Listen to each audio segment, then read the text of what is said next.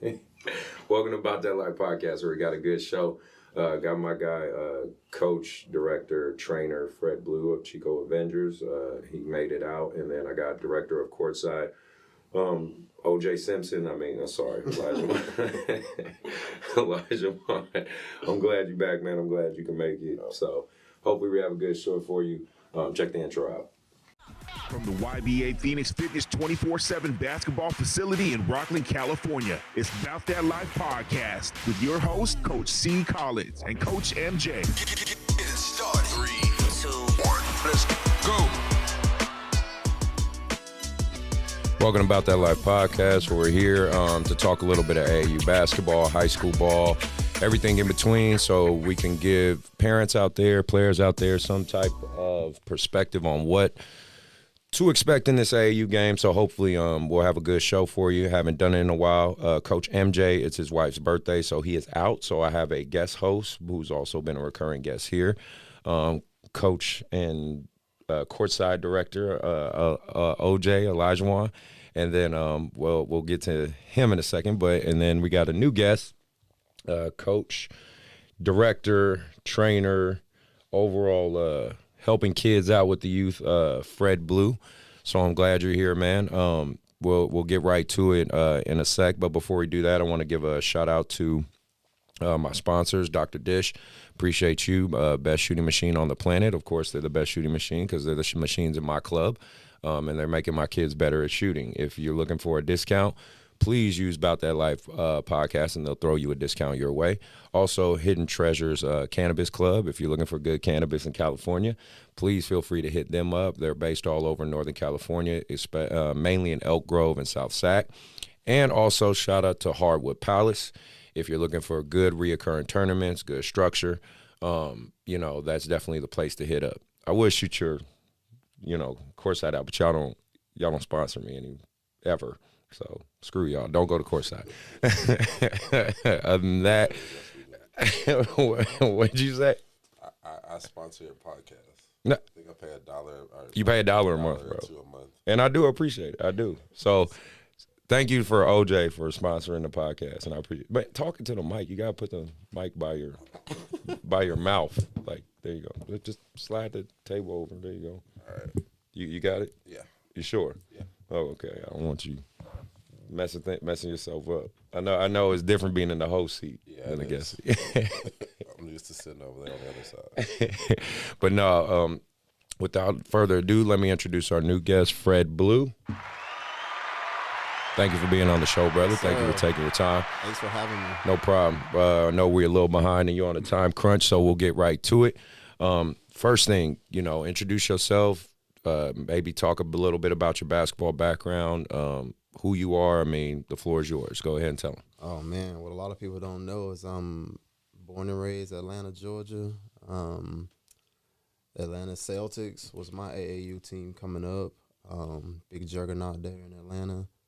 Shout out to those guys. They've been running things for years now. But, I got recruited to play basketball at Lassen out here. My high school was Cedar Grove, which a lot of people don't know also, which is in Ellenwood, Georgia. And we had Dylan Glover on our team. Nice. McDonald's All-American. Went to Georgia Tech, played in the NBA. So, got some looks from that and ended up coming out here playing college ball at Lassen Community College. And then from there I went to Chico State and, made a family in Chico. And kind of ever since, been doing my thing there with my son. And that's kind of what sparked me as far as, AAU. Some good programs up in Chico. Chico Tar Heels is, best program up in that area. They gave us the platform to kind of start off with. So, me and my son did that. And, a lot of people do the whole mom and pop want to start their own teams to, give their son some playing time. But, it wasn't that for me because my son got to play. But, it was more of, I got to find some more competition for him. So, right. We ended up kind of branching off and doing a Chico Avengers thing so I can start, recruiting some good players to put around him and be able to actually come down here in the Sacramento and the Oakland area, LA, and be able to compete. So that's kind of, how everything started for us. And, from there, it's been crazy. Things kind of took off a few years ago. shout out to, DeMario. DeMario was what kind of got us started with the West Coast Takeover tournaments and, putting us in front of those good teams. And, a lot of people don't realize that, we were that team that was getting beat by 50, right, 60. Right. I think Yellow Jackets beat us by 70 one time. Yellow Jackets beat my team with Blaine, Muhammad Edgar. The first time I took them to Oakland, we played the Yellow Jackets. They beat us by 55. Yep. You got to take those ass whoopings, right? They used to get on us. So, that was kind of our motivation to, start recruiting in the SAC area to be able to compete and, get to that point where now, we're one of those programs that beat teams by 50.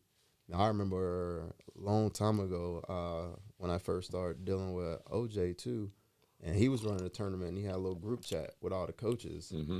And he was talking about, the scheduling and who was going to play who. And I remember seeing a text from Devon from the Yellow Jackets saying, man, we don't want to play these teams. We done already beat them by 50. And I was like, man, that hurt. So from there, that was our motivation. I showed that to the kids. I'm like, bro, like we can't stand for this, man. So, we ended up, beating up on them a little bit, as of recent. So. All right. It's been good. Well, that's a good path. So what's overall been your experience with AAU basketball? I mean, you kind of alluded to it, but, what's your overall good and bad you've taken from it? Well, the good is the competition.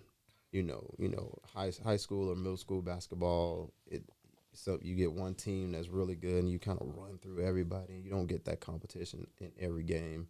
I've kind of seen the same with high school too now with the leagues. The way the leagues are structured, there's maybe one or two good teams and then the rest of the teams are garbage. So with AAU, you can play in a tournament and you might not win a game. Right. So that that's been the good part of it. Also understanding there's another pathway for, coaches to get a look at some kids, travel, hang out.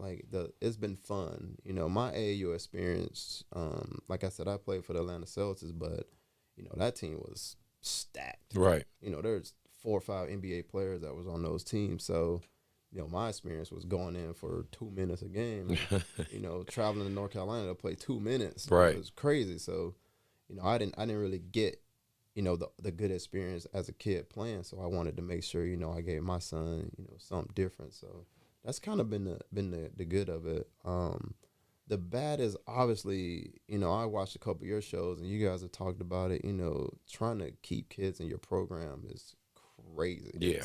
Loyalty's dead. I say that quite often. It's so hard to do, man. I mean, me and you talked about, when I saw you at Capitol that one day and we talked about how, first time we played your team. Yeah. I didn't even realize those were the same kids. Right. We ran through your team and now, you guys are beating us and, hand to hand, we beat each other here and there. But it's a great rivalry. Man, you put in some work with those dudes and those are the same kids you beat at ARC. Same kids. I couldn't believe it. I went back and watched the film. I went back and watched the film. I was like, dude. That's Dom. It's Eli. Same kids. Same kids. But I try to, keep that core together and grow them little by little. But it is very difficult. It's difficult. And then, you provide that platform and, the kids are like you guys were saying, the parents. Yeah. The parents don't understand that, that kid wouldn't be recruited or seen by those big programs if it wasn't for us. Right. So it would be nice to have, some sort of loyalty to even have a conversation saying, right. Hey, this coach reached out. What do you think? Right. And me, I'm not going to hold kids back. I heard you guys talking about that too, but, I'm not going to hold you back. If you feel like you got something better, then it's just out of respect, right? That's the biggest thing for me. I mean, if you got an opinion on this as well, I know you got a young group and it's your son's team, but as they get older and better, you probably gonna run into this at some point as well. But it's just I think like I've alluded to it numerous times. There's a respectful way to where we can have this conversation. Okay, if it doesn't work out, or if you think the grass is greener over there, go right and find out. It doesn't guarantee that you'll be able to come back, but you do what you think is best, and it's also the wrong way to go about it. And I think we all kind of know what that way is. So I don't know why it's like that, but that's just the culture of AAU basketball. Yeah, I mean, I just feel like a lot of these coaches got to walk on eggshells around parents these days. You know, I mean, if a coach yells at a kid the wrong way, and as a coach, you feel like you're coaching this kid to his potential, but then the parent sees it the other way, and 2 weeks later, it might be in a different program. Yep. Yeah. Like So, I mean, the loyalty is, it's not there. Like growing up and stuff, I didn't play AAU that much, though. But I remember, you staying on one team. Let's finish this out first. Communicate. Right. Now there's none of that. Like it's more about winning, and there's no development no more. I think parents and kids get swept up in what I call nowism, right? Mm-hmm. They get too swept up in the now, and not thinking of 5 that, years that down the long road. term. Everything is short term these days. Everyone, like I said, everyone wants to win now, but I mean, you do a good job at it. It's development. Like a lot of these coaches too, they don't want to do that. They just want to go get all these kids, and then there's no growth. And then, like I said, the skill grows, but the kid's mindset doesn't grow at the same time as fast as the skill, though. So a lot of kids get burnt out these days too, because their mind is not being able to grow that fast as their game. So that's what happens a lot though too these days. Yeah, no doubt about that. I mean, well, what's been the driving force? And you kind of alluded to that too. For your program to be successful, like what would you say is the big motivator for you? Well, most of all, I just love hoops, man. I've grown up basketball. Like I everything is basketball for me. So that's really the driving force for me. Is I do a lot of training with kids, and seeing kids play basketball the right way. If you guys have watched any of my training sessions, like it's all fundamentals. Like I do a little bit of advanced elite stuff, but most of it is just fundamentals. My son, he developed all that behind the back and between the legs stuff on his own. I never taught him any of that. For the first year or two of his life, I wouldn't let him use his right hand. I made him use his left hand to dribble. So now people think he's left-handed, and he's not. He likes to go left, and he dribbles better with his left hand, but that's just because that's the way I trained him. At what age did you start him? 3. Yeah, Nice. Yeah, 3 years old. Just handling the ball at 3. Same. So that's really what it is for me. I just like to develop kids, man. I like to see, a kid that comes to the program and he has 1 or 2 moves, and I can teach him to do 3 or 4 moves. Or kid that has no moves, I can teach him 1 move. Or kid doesn't understand how to play defense, see the ball the whole time. Like something little like that to just teach them that. That's really it for me. Like that's the thing that helped me. All my training that I've always done, I never charged for it. Like my son was training anyways, so I just invited the neighborhood to come with us and start doing training. As of late, I've kind of turned it into a business, so now I charge for training. But for 10 years, 15 years, I never charged a kid for no training. That's how it is for me now. I train kids, my kids on my team. I don't charge them $1. Only thing I ask is for loyalty. Yeah. That's all I ask, so. No, that's great stuff. I mean, well, I wanted to talk to you about, and obviously, Fred, the position you're in, and kind of similar to myself in terms of there's going to be people that love what you do, and there's going to be people that hate what you do. So just want to talk about that elephant in the room, right? So, you're going to catch backlash. You're going to catch hate. A lot of people might not know, at least I know, because me and O have talked about it. You do a lot of this out of your own pocket, right? I know you pay for a lot. You've done it for years, which I think is an amazing accomplishment in itself. But the reality is, because your son plays in a lot of the games, most people just think, oh, this is just centered around, Fred Jr., right? And to me, I'm going to be real. I don't think nothing's wrong with that. Like, if you are putting your son in the right positions to play against tough competition to make him better, what the fuck's wrong with that? I don't think your son plays for you. Like, there's nothing – to me, there's nothing inherently wrong with that. You know what I'm saying? Especially if you're coming out of pocket doing all this yourself. So, I don't think there's anything inherently wrong with it. But, of course, because you're going to draw some of the more talented kids, because let's be real, kids are going to go where it's free, right? Sure. Parents are going to go where it's free.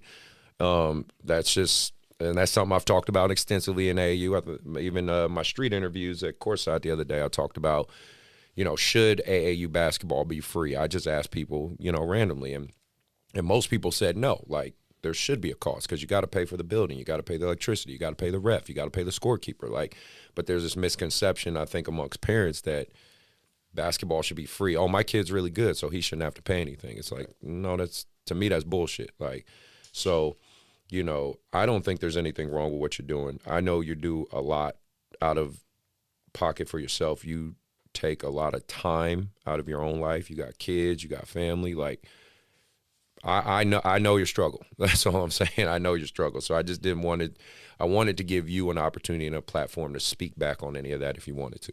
Yeah, so again, people don't understand. Like, I'm from Atlanta. I grew up in Techwood Homes. Probably one of the worst projects you'll ever see in the world.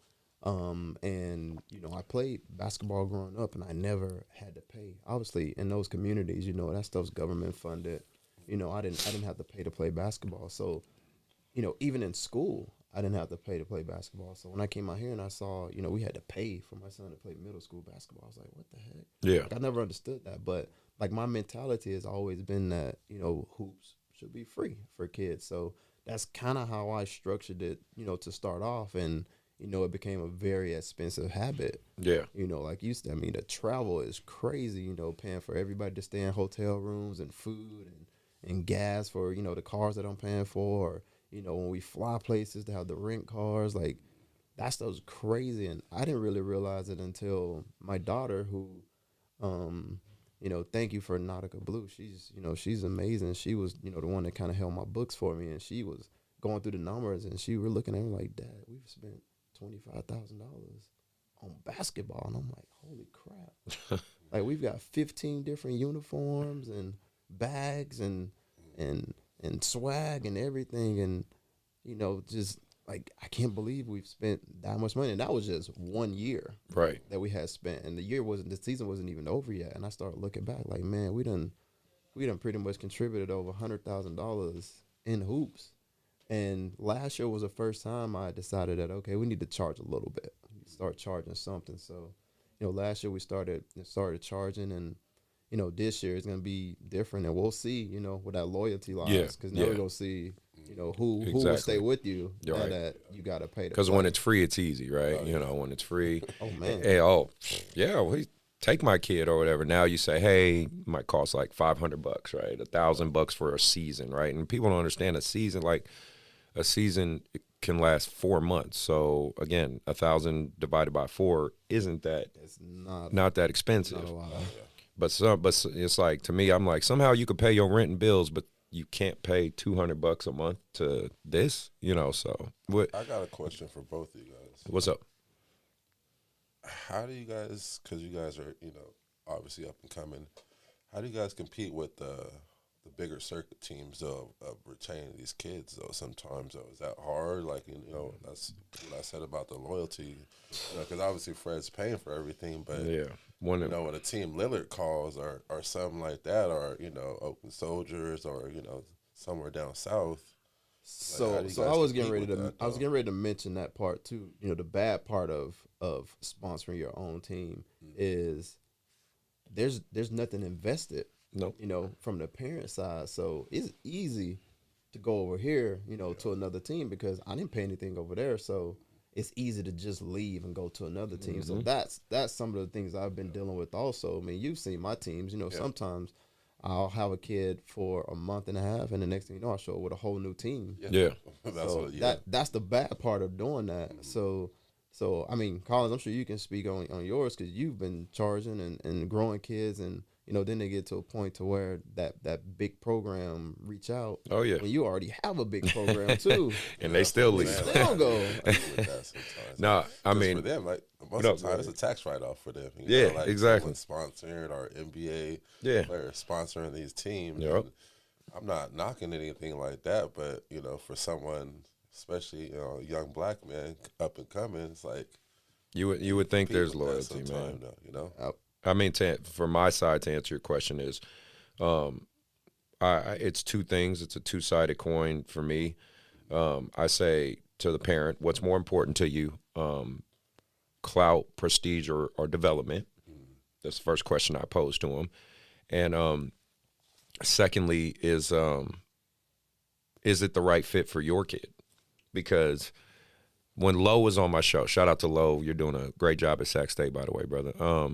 He said something that we talked about on that show with like Calipari, you know, because he knows a lot of those Pac-12 coaches personally, and he says like Calipari would say to him, like even when they were trying to recruit kids from the soldiers, he would say, "I like that kid, but I don't like him for Kentucky."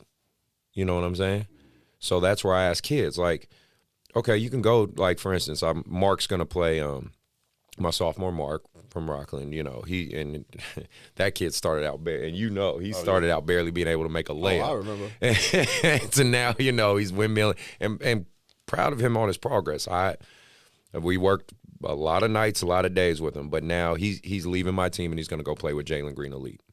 Do I think that's 100% fair? Not really, but I understand, I guess, what he's doing, right. You know, and I understand the name alone is going to draw a kid. Yeah, you know what I mean? And shout out to Joey with Lake Show because he's running that program, and I got nothing but respect for him as well. He's going to come on the show sometime soon, and we're going to talk. But does it suck to an emotional degree to watch a kid that you guys know, because you guys literally saw me when I first got him, to a kid that could barely make a layup, to now, yes, he's windmill dunking, he's Rockland High centerpiece, he's got Sacramento Bee top 50 player last year as a freshman, was the only freshman on that list, and now he goes, "Thanks, coach, I'm leaving." Yeah, is there an emotional component that sucks? Yes, but I've just done this so long, I guess I'm kind of numb to it now. I just kind of expect it, and I just hope for the best. That's all I can do. Right. Do I think it's overall right? No.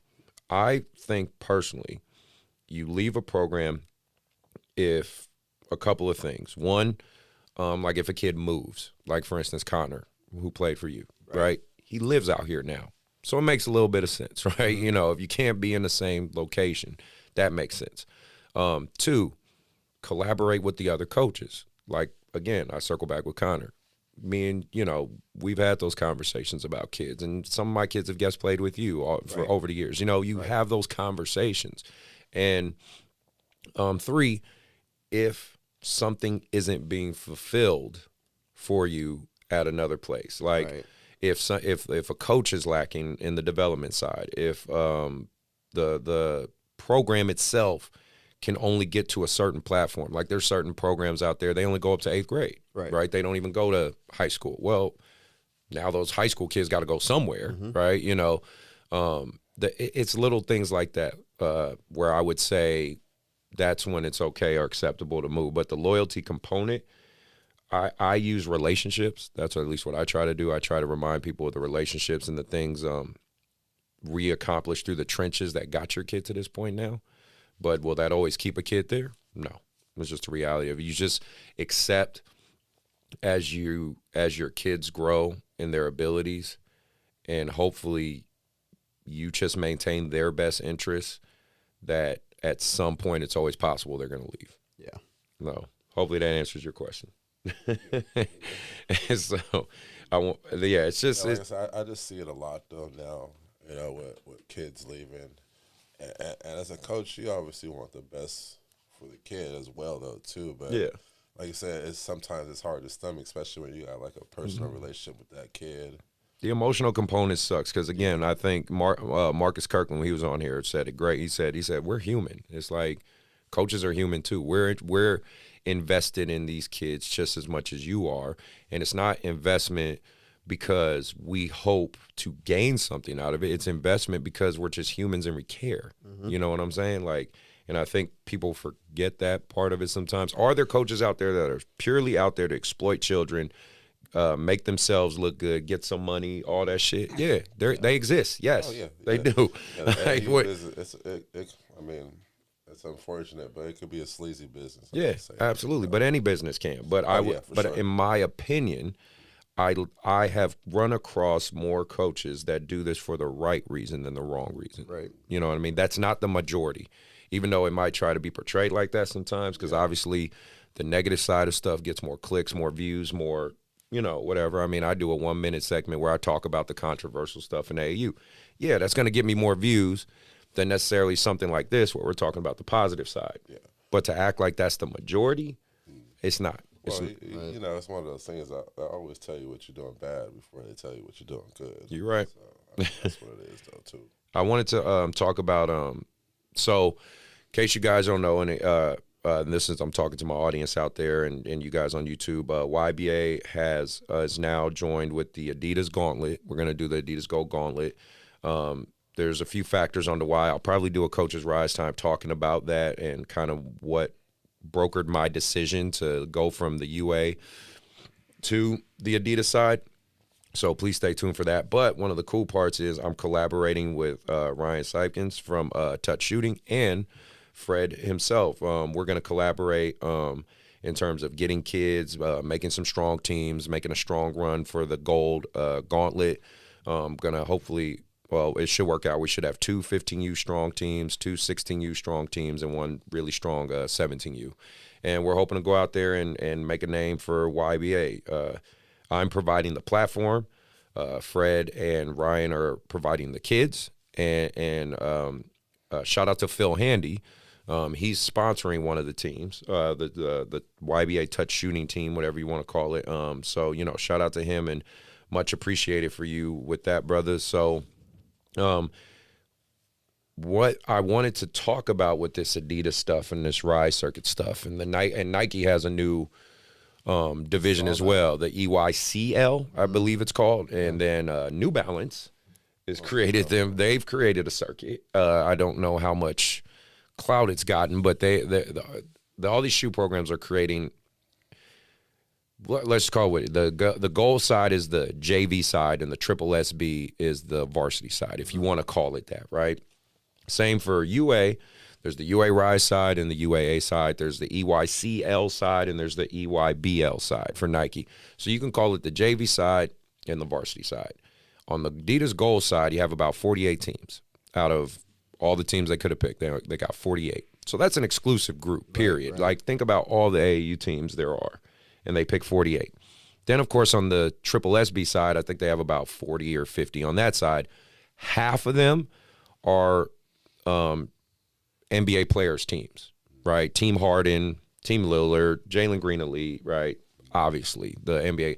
The other half are teams that have been doing this for a long time and been on that triple SB side and just, renew their contracts because they're pumping out certain kids. Right.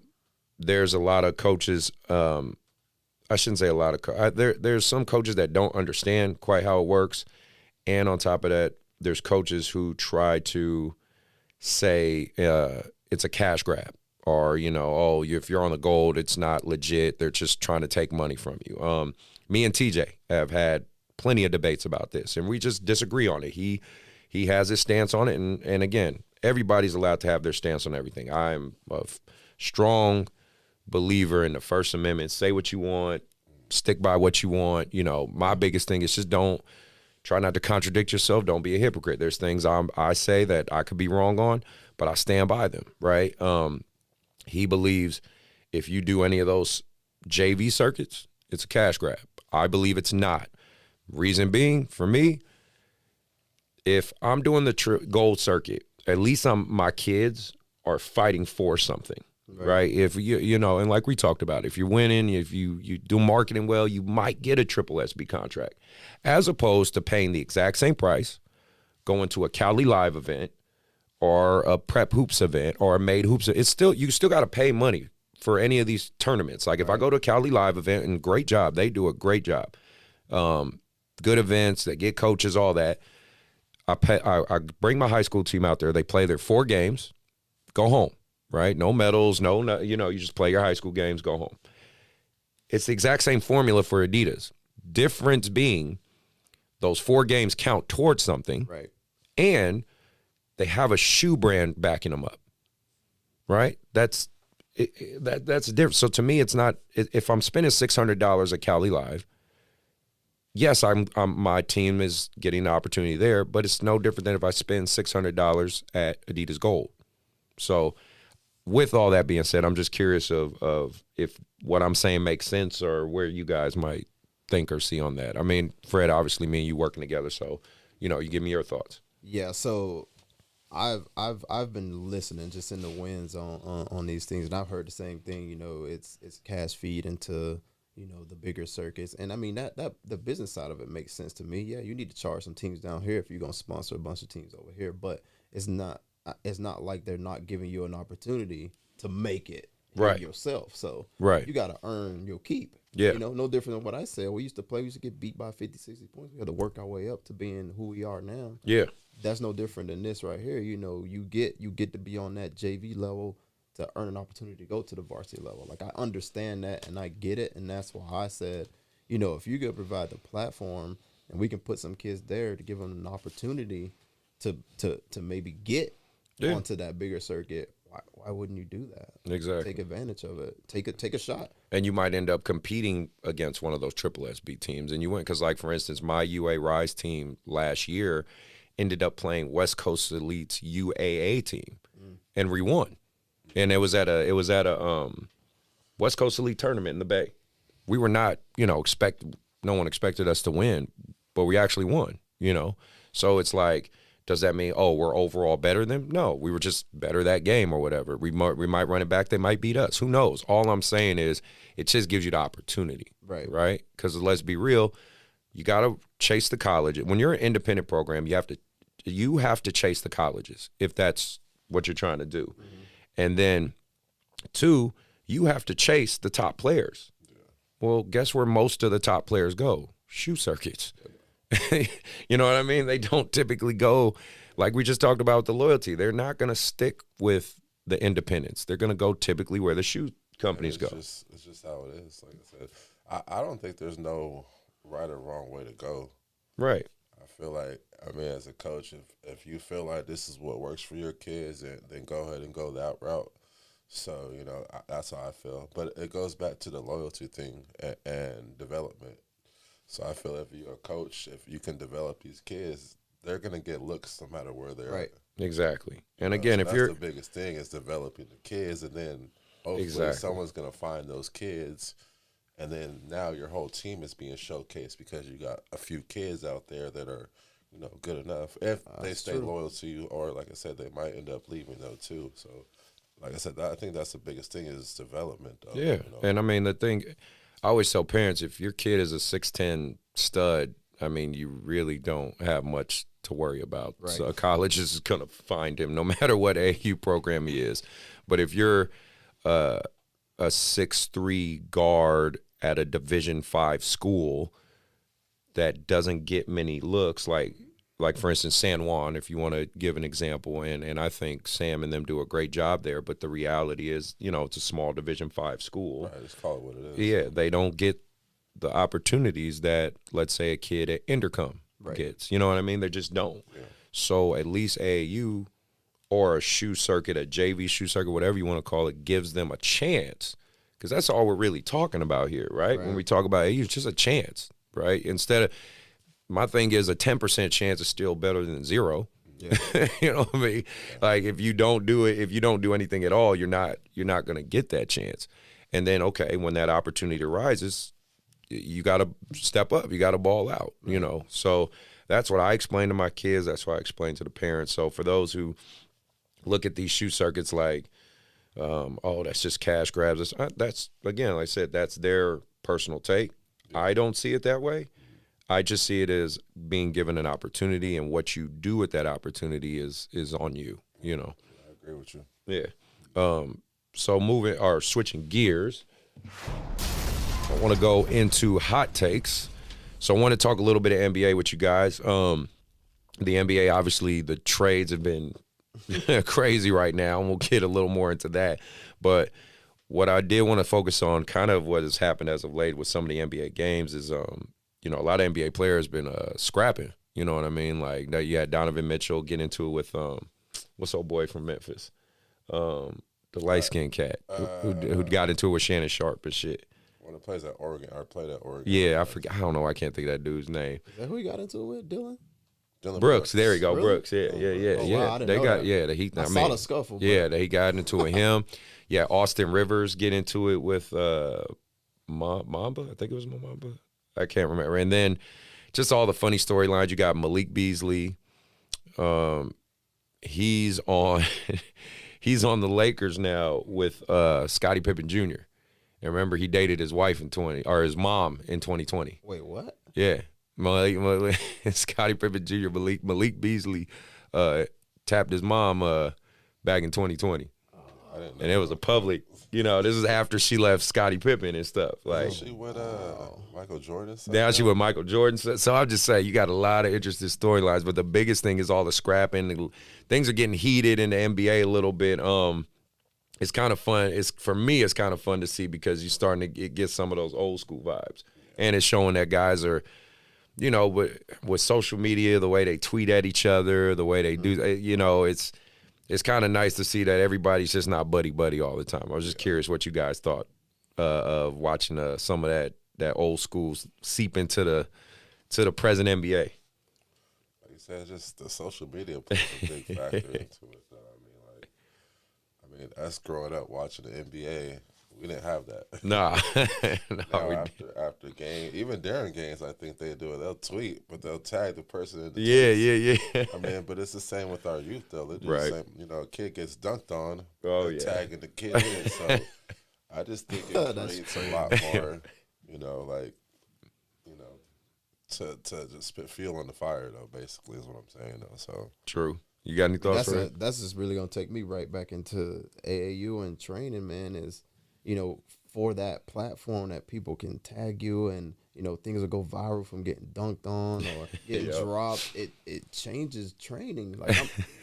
Seriously, like when I'm trying to teach defensive drills, I'm trying to teach a kid to slide over and cut them off, but they don't want to do that. Nah, because they don't want to be on Sunday. They don't want to play defense. Yeah. They want to get shifted. I'm like, bro. It's a generation thing, though, too. So that's a great point. Get back to it, though. Oh my God, bro, that's changed the game so much, man. It's so hard to teach and train kids to play defense nowadays because of that. Nobody wants to slide over and help. Nobody wants to be in that midline because that's where you get dunked on. Exactly. No, you're right. I was like you though, Fred. Like when I train, I just teach basics because my son's 7 now, but he's been playing since he was 3. And, he plays in our rec league and stuff. And I have parents come up to me like, man, could you teach my kid behind the back? Like, I didn't teach my son none of that. Yeah, though, right. You know what I mean? I taught him the basic stuff. And he kind of just implemented it on his own. You pick that stuff up. Like, all the that's on him. It's the foundation, all bro. the basic is from me, just teaching him, the basic jump stop and Yeah. all that. Though everything else is kind of like, he soaks it up from watching it, but I don't teach him none of that though. So that's Right. what it is though too. That's what it is. It's all learning the basics. Well, LeBron's made history, obviously. I want to talk about that. I'm a Warriors fan, but I can recognize, what someone's done. Funny enough, leave it to the internet. They're always undefeated. They showed a graph of every time he broke a scoring title or rank or whatever, he kept moving up. Every game he lost. I thought that was fucked up. But they were like, every time he lost. So I guess it poses the question. People were like, oh, he ain't playing for wins. He playing for stats and whatnot. And I don't know, man. Everybody could have their take on the legacy. I just think you can't deny the man's greatness. And then, of course, the evolution of the the NBA. Oh, yeah. It's obviously become more offensive-centric. I mean, you have scores of 130 to 133. I mean, that's why still people say the points debate. are up a lot more though these days. Yeah, exactly. It's not, I don't mind. Obviously, you guys probably grew up in the 80s. Low scorers, 94, 89. Right. But that was, I guess it was considered boring basketball, like you said, with the defense and all that. Like these days, no one wants to see that though. They want to see, like you said, 130, 140, and it's a it's business. basically like an all-star game. Yeah. Playing in the regular season all the time and stuff, though. And it's a business, and I mean, oh yeah, for sure. I still think you can find a balance between allowing guys to play defense and still keep the game, interesting. Because the Showtime Lakers did it in the 80s. You know what I mean? They found a way to find that balance. And they had some great rivalries, obviously, with the Celtics and Lakers because the Celtics was like the polar opposite of the Lakers. And obviously, you got two floor generals with Larry Bird and Magic Johnson. I mean, it helped, obviously, catapult basketball to what it is today. And no knock on what LeBron and what he's doing. And I mean, I give him shit at least another 4 or 5 years the way he's playing, the way he might actually retire, you know. So who knows? But it does go back to the debate of the LeBron versus Jordan debate and all this stuff. And I'm just like, you know, it's just two different eras, man. Like if you put Jordan, you drop him in this era, totally, you're right. His stats change. You know what I'm saying? Right, like, for sure. Like, you know, like it's one of those things. Same with Tom Brady in football. The quarterback positions changed where you can barely even touch the quarterback. Right. So you know what I mean? He's able to extend his career a lot longer now and stuff. Same with LeBron. You can't hand check. And I'm not a LeBron fan, but I respect it. But it's one of those things you can't check no more, you know. Yeah. So he's actually done a good job of thriving in this area and stuff. And it's nothing to take away from LeBron, though, at the same time, too. Absolutely. And I just think every era has its guy. Oh, yeah, for sure. Yeah, that whole comparison has always been crazy to me. I mean, obviously growing up with Jordan, I'll forever be a Jordan fan. And I feel like he was, you know, the most dominant during that time, and he left his mark.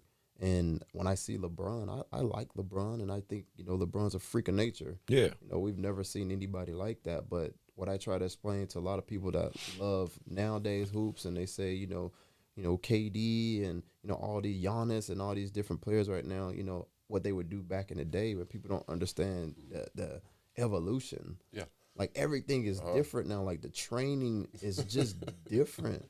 Like, those dudes that played back then, they didn't have the luxury of getting the kind of training that we have now. Exactly. You know, they didn't get to evolve into the things that the people have done these days. So you can't really make those comparisons. But even when you do, Jordan still, he still shows you that he would still be one of the most athletic dudes these days, and his fundamentals are crazy. And all the analytics say he would have been still one of the top generational players, even if he played now. You can't touch him? Yeah. Oh, yeah. That's Holy. Bro, you can't touch him?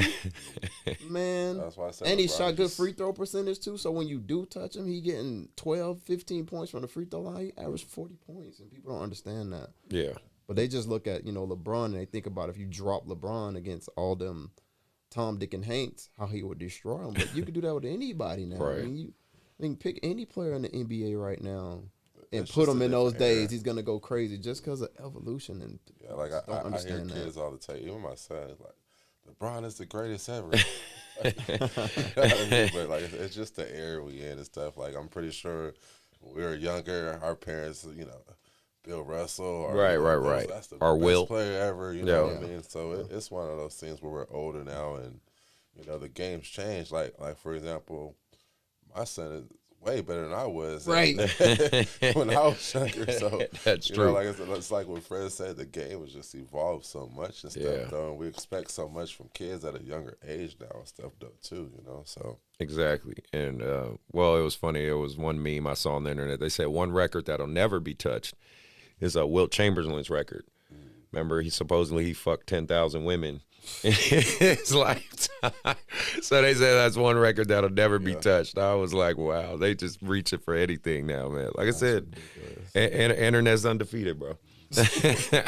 Well, I will say, I mean, LeBron has about 3 or 4 more years. We're talking about 42, 44, yeah, he's gonna put that record. He's gonna put that record in a place where no one will catch it. I think this record right now, I think it was 84. So you're talking about like 38 years, I think it is. So we'll see how long that record actually takes to be broken. You know. Yeah. To play for 20 years, man. That's and play at his level is crazy. Because, like you said, the way the game is, though, so these guys are gonna be able to play that long now and stuff, though, too. So we'll see. And then, so I wanted to, and the last hot take I wanted to talk about before we move on to the other stuff was the transfer portal. I have specifically reached out to a lot of my Division I college coach buddies, my D2 buddies, like a lot of them. So, you know, I want to mention these guys real quick because I want to give them their credit where credit's due for taking the time to talk to me. So, Coach Barnes at Bakersfield University, I appreciate you. That's a Division I. Coach Brandon at Arizona State, the Sun Devils. Thank you for giving me some time as well. And Coach Damani at San Jose State and head coach Tim Miles at San Jose State. Thank you guys for giving me a little bit of time out of your season, because you guys are in season right now, to talk to me. Coach Patrick at Sacramento State, thank you for talking to me as well, and he's going to be a guest on the show. But I want to talk to you kids and you parents realistically, especially because the AAU high school season's coming up. Mm-hmm. I want to have a real conversation with it, and you guys obviously give your opinion as well. The biggest thing you guys are going to compete against is not even the guys on the court. It is hands down the transfer portal. The transfer portal has essentially turned college basketball into AAU, even into some degree like high school. Kids can transfer, and college coaches are going, especially at the D1 level, are going to look at the transfer portal before they go to any AAU event, before they go to any prep school event, before they go to any JC showcase. They are going to go look in that portal. Again, and this is, again, I want to quote Coach Barnes from Bakersfield when we talked about it, so I could read it to you guys, right? He said, college basketball is really old right now. Dudes are 25 to 26 playing college. So younger teams like us are getting blasted right now if we don't have veterans. Yep. So I am looking for JC guys and transfer portal guys before I look for anyone else. And then, of course, I responded back. Then this was his response too. I said, what do you think it'll ever change? Do you think, like, what's your perspective on it? He said, man, I'm not sure. He said, the pandemic and this transfer portal has created a mess, in my opinion. Oh, absolutely. Yeah, he said there's going to be freshmen leaving to get a better situation. There are going to be players leaving all the time. That's why me personally, I look to recruit JC kids. The risk is less. The years are less. And most of those guys have a tendency to be more reliable. Universities, our competition is not giving us time to develop guys anymore. So the guys who help you win immediately are the older guys. So that's who we look to get right away. Yep. And again, this is his specific words, but pretty much every coach I talk to has echoed that. Yep. So where does this circle back? Well, it's a pandemic. Yeah, I talked to my seniors and my juniors, and shit, especially my freshman and sophomore, like, even as talented as my sophomore group is, like Mark and, Eli, and I tell them, no one is looking at y'all. Right. I don't think parents understand this or get this enough. No one, let me say it to the camera, let me say it on my show right now. No one is looking at y'all unless you are 6'7", 6'8", and above, have a shit ton of clout, an NBA player's son, is extremely athletic, like you're playing like at a level that just no one can ignore. Right. Even if you're a talented all-conference player, that's not enough. It really comes down to your coaching, or your coach at your high school's connections, your AAU coach and his connections. Again, I've built my network over years, so it's nothing for me to call a Division I coach, a Division II coach, a D3, a JC, a NAI. But I built those connections through years and years and years of doing this in hard work and being respected in that coaching community. Because there are plenty of AAU programs out there. College coaches won't say it publicly, so I'll be their voice for them. They don't respect y'all. There's plenty of them. They don't fuck with y'all. They'll be respectful. They'll be professional. But they not recruiting none of your kids just because they're on your program. They're like, man, we don't touch that program. And they tell me, but I'm not going to put any of that business out on blast. So what is your guys' take on this whole craziness with the transfer portal? I mean, coaches is just trying to just keep up. But, it goes back to the pandemic. Mm-hmm. I think it's going to be like that for at least another 2-3 years, because you got kids that were able to get an extra year back. So, if you're a senior, you're going to probably graduate at 26 now. Yeah. And I graduated high school at 17.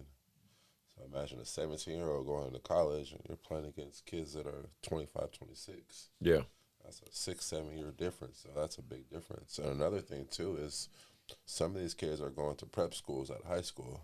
Mm-hmm. So they're getting 2 years of prep school, and then they're starting their college, because their time doesn't start right until they actually go to college. So you can get an extra 2 years going to prep school or something, right? Correct. Yeah. Yeah, so then, that's what happens, though, too. Yeah. So, I don't know. As Future says, it's a cold world. Yeah, that's what I'm saying. I mean, a lot of coaches, they're just trying to just keep up, basically. Yeah, because it's their job at the end of the day. Yeah, that's what I was gonna say. It's the business side of it. Yeah. You know, it's you got to run a business as well as a coach. So now, like you said, that coach just told you they're not giving us time. You know, before you can bring in freshmen and red shirts and you know build these kids up and develop them, but they're not giving you that time anymore. Because so you now, get blasted while you're doing it. You got to go get those dudes that are ready to play today. I don't have time to give you 2 years to get ready, and what happens if I get you ready and then you transfer? Right. No different than what we're dealing with. Exactly. With our kids. Right. Like, oh, I don't like my fit here. I'm out of here. Right. That's what for somebody else. That's what I'm saying. That's what the transfer portals kind of turned college basketball in. I think at some point the NCAA is going to come in and regulate this because one thing just with the NCAA, they like control. Clearly, it took them damn near 100 years to finally allow the NIL stuff. Yeah. You know, so they like control. They have no control over this really. You know what I mean? So at some point they're going to find a way. I don't know how. And to me, I don't have a problem with the portal, but I do have a problem of the trickle down effect where it's like the AAU mentality is now seeping into the college mentality, right? You know, it's all about the money. Yeah, you know what I mean. It's not. Again, it's just I speak to my college experience, and maybe you could speak to yours as well. I just remember the culture of it. You know, building those bonds with some of your teammates. You know, just the rivalries, the intensity of it. You know, that's why I took my kids to a Sac State game the other day, my 8th graders, my 6th graders, my 5th graders, and they really just enjoyed it. Just that they played Eastern Washington. They lost, unfortunately, but just the atmosphere of it and, you know, the culture around it. But it's like, man, nowadays, let's say that 14th guy that was on the bench at Sac State, I'm happy because I'm the 14th guy. Now he's going to go transfer to a Division III or a Division II. Instead of just saying to yourself, okay, I'm in this spot. I'm going to bust my ass. I'm going to work hard. I'm going to compete, and I'm going to show my coach that I belong, you know, in that top 8, top 10 rotation. That seems to be gone nowadays, man. That's gone, dude. That's gone. I've been trying to teach that to my kids. You know, when I've built some super teams. Yeah, of course. And kids have been on my team and want to play all these minutes. And I'm like, dude, look around you. Like you got to be realistic. Like if you want that, you got to go get it. You got to work. When you get your minutes in the game, you got to take advantage of them and show me that you can earn more minutes. Like I told my son when I came out here to college, they brought me to last, and then they wanted me to redshirt. Yeah. And my coach brought me in the office, and he said, you know what? Either you can redshirt, and I can guarantee you, you know, plenty of minutes next year, or you can take the few minutes that, you know, we have available for you and roll like that. So I said, give me the few minutes, bro. Right. The few minutes. I took the first few minutes in the tournament in Reno, and next thing you know, I'm playing good minutes. You know, I took advantage of those few minutes, but kids don't want to do that, dude. He's on fire. They want to be promised. They want to be promised something up front. Like, you going to guarantee to get these minutes, bro. You got to go get them. 2 minutes. Oh, yeah, I know. Well, yeah, you get it. Well, I know. You get out of here whenever you got to get out of here. Just don't knock the camera down when you get out of here. No, I mean, that's just my big thing is like, you know, with the way the transfer portal has shifted college basketball, I just don't know what's going to happen, man. Moving on to the next thing, well, I want to give a big shout out and a splash for Shine and Andrei Stojakovic. We have a McDonald's All-American in our mission. Are you out, bro? All right. Be safe. Olajawon has to go. He has a business to run. That's it. Just don't knock my camera down, bro. Appreciate it. No. So me and Fred, I guess we'll talk about it. But with I'm gonna end up getting Andre and Shine, his trainer, are gonna come on my show pretty soon. Nice. I've been, you know, posting and showing that. Man, I can't even remember last time Sacramento had a McDonald's All-American in this area. The biggest thing kind of with him, he ended up playing with the Compton Magic. Mm-hmm. Shout out to them. You know, they helped broker this Adidas deal with me and Dom and E-Top and all them. I know I saw some things where people were like, you know, man, his dad got famous with the Sacramento Kings. He's here at Jesuit playing with in Sacramento. But then when it came down to AAU, he left and went to a SoCal team, right? And I can play devil's advocate and see people's side of that because I tried to recruit Andre myself too, but obviously I knew I was competing with the heavyweights, so but I tried to convince him to play with me on the Rise circuit. He obviously went the other route, and it worked out for him. My thing is, especially, do you think a kid in that situation should stay in Sacramento? Like, should he? Or was that the right move for him? Well, obviously, in retrospect, it was the right move for him. I mean, it got on the platform and things like that. But obviously, a little in me would like to see him have thrived with the Sacramento team and kind of help push that team to the next level, right? Yeah, I would say no right or wrong answers there. I think it's obviously good to stay home, build up your own town. Your dad was huge here, and have him – build up something here, but also you can't limit somebody. So, if you got this huge opportunity, and I mean, come to Magic is huge. Yeah. You got to take advantage of it. Even if you just try it out or guest play or something, you got to try it out. I never heard of him until I saw him playing for the Come to Magic. Yeah. So it did something big for him. But then you go back to, like we were saying, if you're good enough, you're going to be seen. Yeah, exactly. You're going to be seen. And they would have came and saw him no matter where he was. Right. And, let's say 6'7", I think, 6'6", 6'7", wing guard, can score. I mean, yeah, there's no doubt. And congratulations to you, Andre. He committed to Stanford as well. So that's where Issa's at right now, and that's another former Jesuit kid. So obviously Jesuits doing their job as far as getting kids where they need to go. So ultimately, again, I like you said, I agree with you on that. There's no right or wrong answer. Would have been nice to see him with a SAC team. Didn't happen. Who cares? I'm just happy for the kid, right? Because there's a million kids that would have took that opportunity too. Sure. Let's just keep it real. Any of them would. What do you think of? And especially it's getting younger and younger and younger. What do you think of kids being ranked? Like when they rank these third graders and fourth graders and, all that stuff. Like, of course, there's just some super talented kids like KP's son, Cam Potts. He's very talented kid. And he's getting all the clout and all the love, and rightfully so. But man, it's tough. I was on my Facebook group, the AAU fans, and this one guy's in like South Carolina, North Carolina, ranking like second graders, like top 20 second graders and all. And that's a bit excessive to me. I was just curious your thoughts as another AAU guy.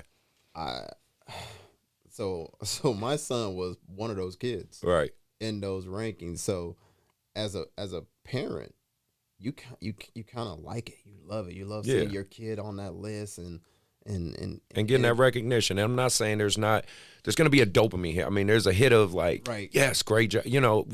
Because you put in that work, it's like watching your investment pay off, right? It's like watching, but realistically, I mean, now that your son's in high school, and shout out to Fred Jr. because he's on varsity as a freshman, but his mom watches this show, she's going to kill you. He's a third. Oh, he's a third. I'm a junior. Oh, excuse me. Oh, you're right. He is a third. You're right. He is a third. You're right. He is a third. I'm sure he's realizing now, like, yeah, none of that shit mean nothing. It don't mean nothing now. It meant nothing. And I when I look at this, matter of fact, I don't even pay attention to it now. Right. Because I know it's meaningless. Right.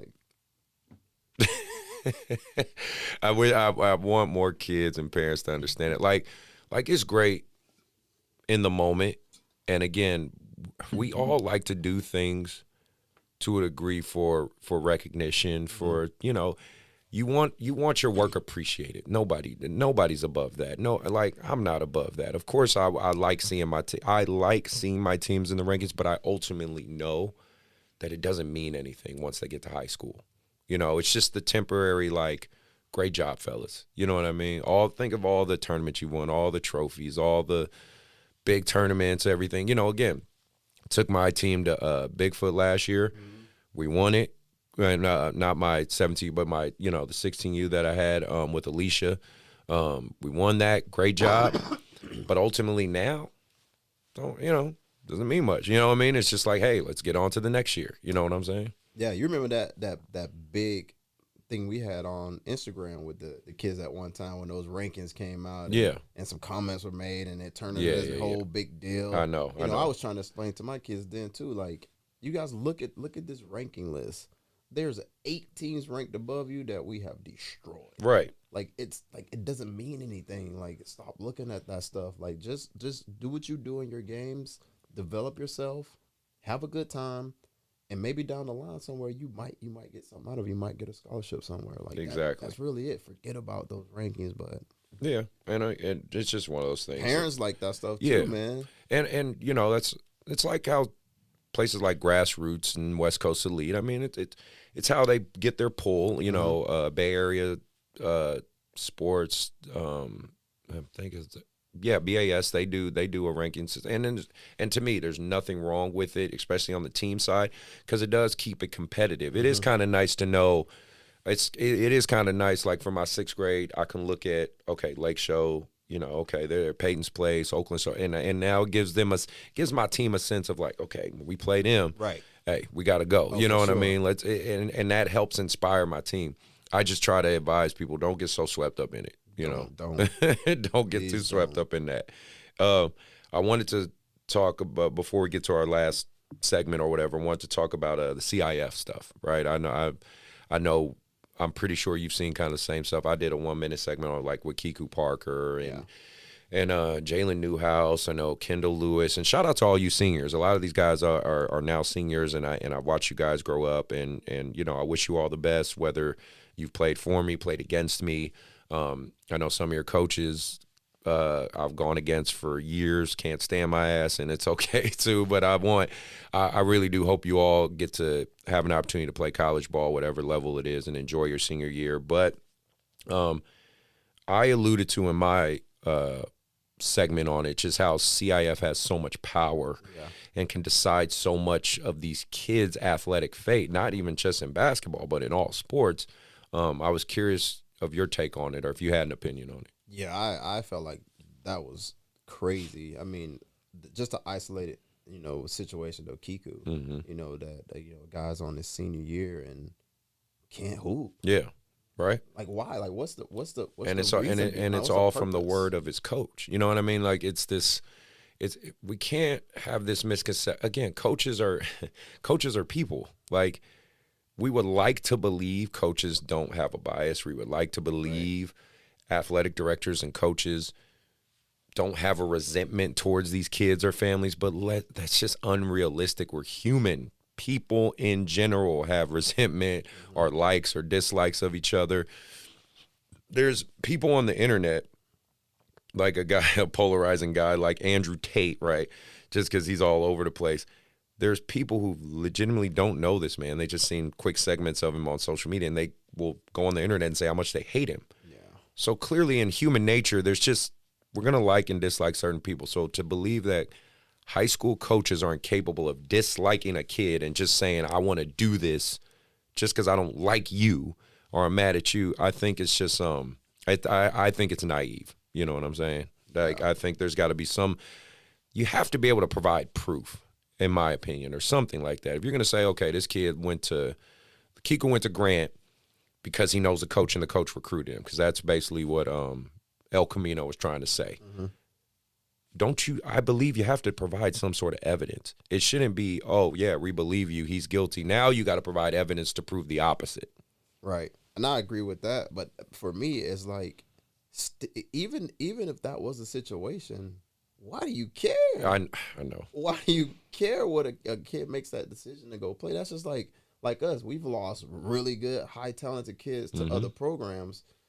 But if we could, would we go in and say, my kid was recruited, so he gonna have to sit out this AAU season? Like, no, just give the kid the opportunity to go play. Exactly. Hopefully he does something big and he comes back and tell you thank you for what you've done for him in the past. But I think that's crazy. Yeah, I don't know where this is gonna end or if it ever will. I just think when you have entities that have absolute power with no accountability, it breeds corruption. You know, you just can't help it because you basically just have a group of people that can just say, yep, this kid can't play. Yep, he can play. He can't. She can. He can't. She can't. Like, and that's it. there's no anything else. Nobody's holding him accountable. So just was curious on your side of it. I want to get into my segment of respectfully disrespectful for guys who know that one. So, Fred, please feel free to chime in as well if you want. So the first thing I wanted to talk about, and maybe you've run into this, varsity coaches at high school programs hating or dissing AAU coaches or looking at us as less than or, you know, treating us like we're the enemy somehow or some way instead of working with us. Did you have any take on that? Man, yes. I mean, I'm fortunate right now to be in a situation where my son's with a coach that he's very transparent. I mean, yes. he doesn't like AAU, but he respects it. Right, but at least he says it, right? He's not doing the mental BS or whatever. Yeah, but you know, I took my son out of Chico because they were 100% against, you know, AAU. And I'm like, do you guys understand that every piece of talent you have on your team is from the development through AAU? They're not getting that from you and the few practices that you've done. That's crazy. It's like most of them don't even meet them till like 8th grade. It's like, well, who do you think had them before you?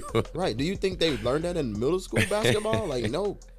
Like, this came from them traveling and playing against competition, and now when they come to you, they're ready to go. But a lot of coaches look at, you know, when they saying AAU, they're saying, you know, they want to play one-on-one ball, and you know, some AAU programs don't teach the kids anything. So I can see the flip side where some coaches don't like it, but like, you gotta respect the ones who doing what we do. Like, we're developing kids, bro. Like, I'm a trainer also, so I'm teaching them.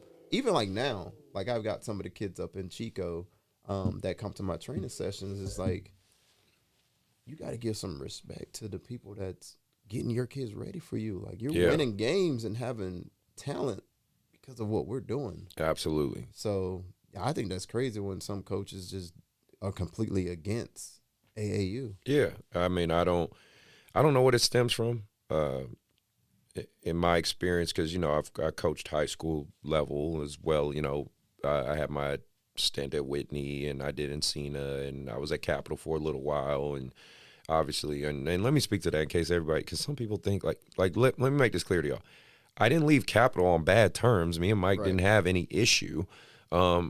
It's just logistically it was difficult. I don't know if you guys understand this. Maybe some people do to a degree, especially those who know me, but Kenji doesn't really run YBA anymore. It's pretty much me who makes a lot of the decisions. Now, again, I'm not saying it like it makes me above anybody or anything, but I have a business to run here, and the logistical drive from Rancho to here without any freeways and having to go to practice for 5 days a week, it was just too difficult between the gas, the driving, the time. I couldn't commit to it. So Eric took over, and he's doing a phenomenal job there. With that JV group. And so let me just make that clear to everybody, because I think some people think we left on bad terms. Me and Mike are good. Like, he knew everything that was going on. We talked about everything that was going on, and it's nothing bad at all. It's just logistically I had to be here because at the end of the day, no one's going to run your business like you. So I had to make sure YBA was functioning in the right way. So that was – I just want to throw that out there because some people were – thinking like there's some type of issue. But that's, I mean, I don't know, that's AAU world in general. So the last thing on my respectfully disrespectful part is there are AAU programs out there, and maybe you've experienced this. I know I experience it with YBA constantly. I try to really make it a must. And when I mean try, I shouldn't even say try. I do. I really don't try to speak bad on other AAU programs, right?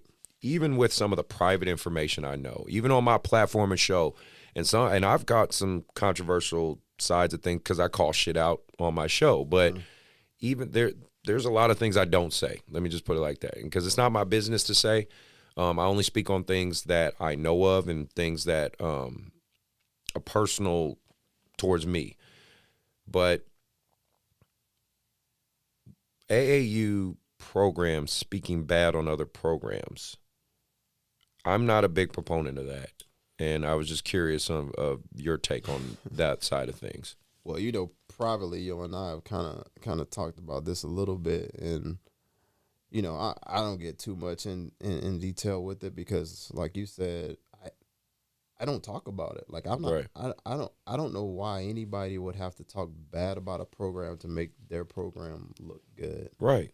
Like I just would never do that. I've never said one bad thing about anybody else's program. This is what I have for you, and this is what I offer. Either you like it and you come join me, or you don't. Right. But I'm not gonna tell you where you're going is hit this or that, because that's none of my business. Like, I don't like it. Right. You know what I mean? Yeah. I can't stand that.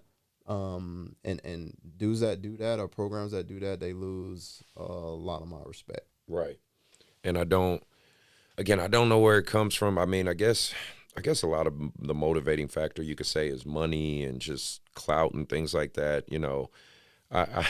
I know even for myself, I've seen Instagram posts about YBA and myself in general, like namely me, and Dang. yeah, it is what it is. People. I get a misconception. I think some people get of me, and Olajawon talked about it on the show when he was the guest.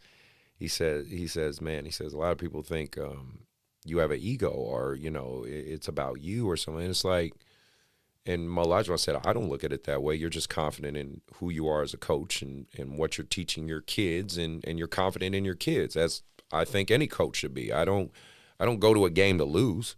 Right. So, but he's like, you come in, you do your thing. If people want to talk to you, I try to be very approachable. But if I have a look on my face sometimes where I'm focused, well, yeah, it's because there's certain games, like, for instance, when my 8th grade played your team constantly, yeah, I'm focused on that game because I know those games are going to get intense, as they have plenty of times. Like, and it's never, for me, and I believe yourself, it's never on anything personal. It's the competitor in us. That's normal, right? And yeah, are there some teams I see on the list, I'm like, okay, we're probably going to beat them, but I don't disrespect them or make them feel like they're less than. I'm just focusing on, like, okay, that's the game we want. You know what I mean? You know those games. Like, that's the team we want, right? I'm not quite sure where all the hate comes from, I guess, but again, I guess it comes down to the individual. I don't hate to see other people thrive. I don't hate to see other programs thrive, but all I can do is focus on YBA. I just know I hear a lot of rhetoric in terms of me saying, oh, well, it's all about Chris's ego. It's like, dude, there is no ego in this for me. If there was ego, I don't think we'd be sitting down and collaborating like I've asked you to do, or Ryan, or if this was all about me. I'm just saying, let me make this clear for y'all who's listening or checking this out on YouTube. Oh, and by the way, please subscribe if I haven't said that already. Subscribe, hit that follow, hit the notification. And then for those who don't get it, I'm trying to show that, yes, Fred wants something out of this collaboration. Ryan wants something out of this collaboration. I want something out of this collaboration. Right. That's how collaborating works. Nobody gets 100% of what we want, but we all get something gained, right, if that makes sense. You know what I mean? When you have a treaty, when countries come together and make a peace treaty, no country gets 100% of what they want. That's not how it works. Right. Again, it's collaborating to work together to ultimately the goal is to help the kid, right? To help the kids and give them the platform and hopefully make us all look good at the end of the day. And a lot of people have been asking me too, is like, why would you think about collaborating? Like, you got a really good team and you guys are already winning, and why collaborate with teams that you've already beat before, and a lot of things like that. But they don't understand that there's such a bigger picture.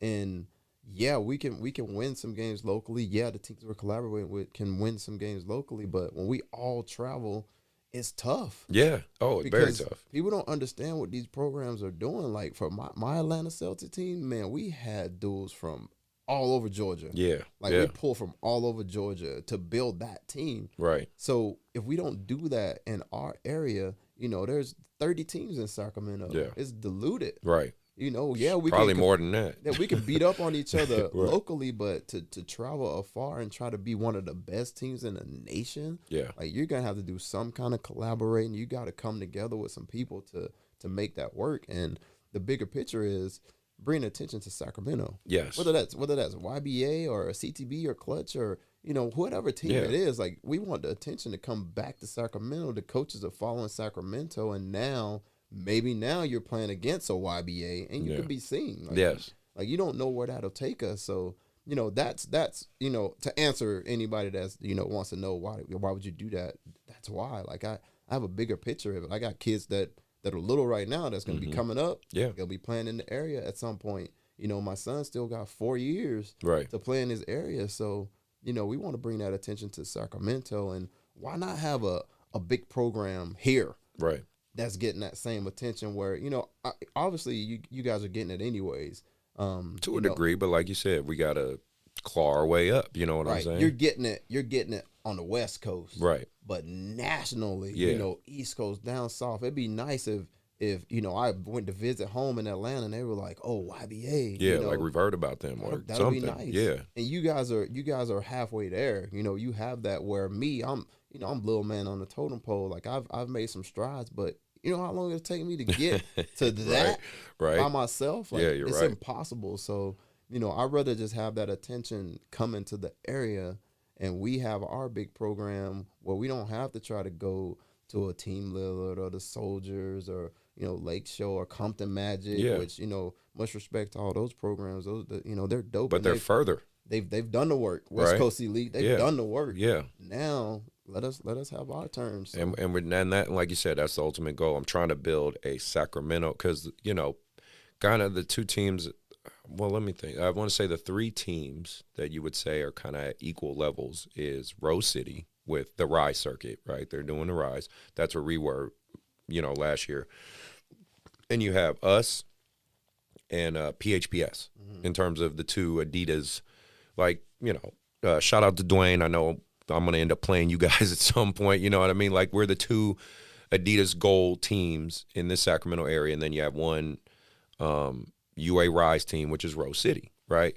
We are the only three teams that, as far as I know, that are associated with, the shoe circuit areas and whatnot.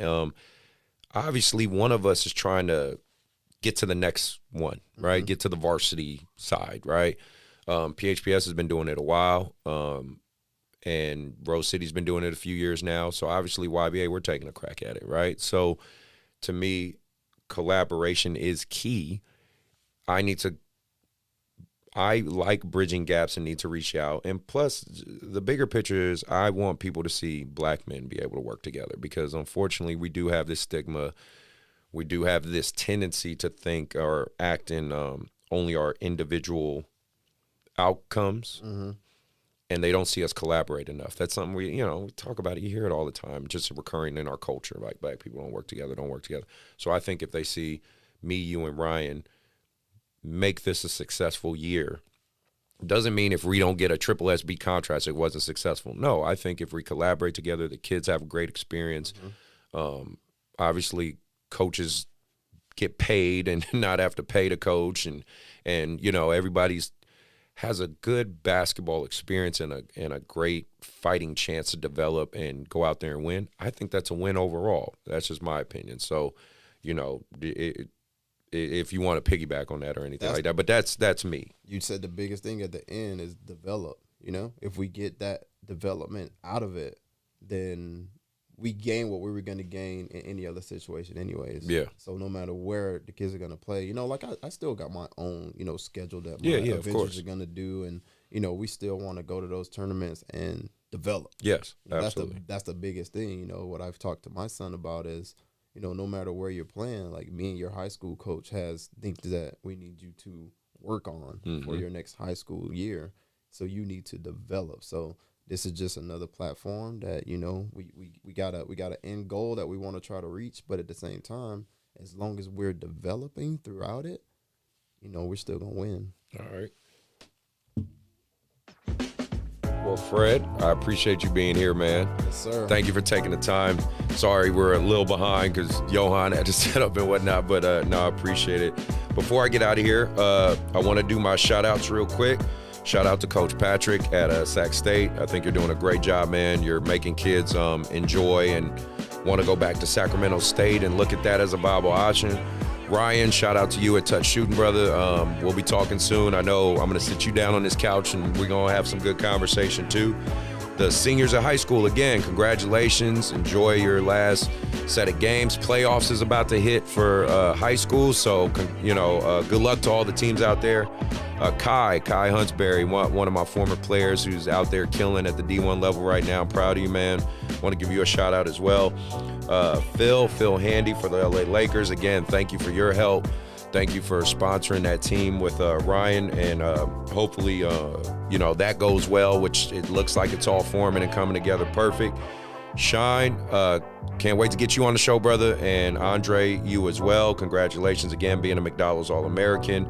Did you have any shout-outs, Fred, or anything like that you wanted to say? No, not really, man. I've kind of kept to myself, so, shout out to just, the kids that have been staying with me, the ones that are loyal, the parents that are loyal, I appreciate that. And, I just, an opportunity for me now is, I want everybody to understand that I'm kind of branching into Sacramento with my training. So, I want to open up my training platform to if anybody's looking for that fundamental training. Again, your kid could be 3 years old or 17 years old, they can still come to my training. So, and he's going to be working, and that's part of our deal too. I'm going to allow Fred to use some gym time here at YBA. So, we're going to collaborate as far as the training programs there. I'll have links for his social media and stuff if your parents or anyone on YouTube want to reach out and get a hold of him. So please feel free to check that out. Again, Fred, man, thanks for being here. Thanks for taking the time, brother. Appreciate you having me here. Thank you. All right, man. Everybody be safe out there. Subscribe. We are out.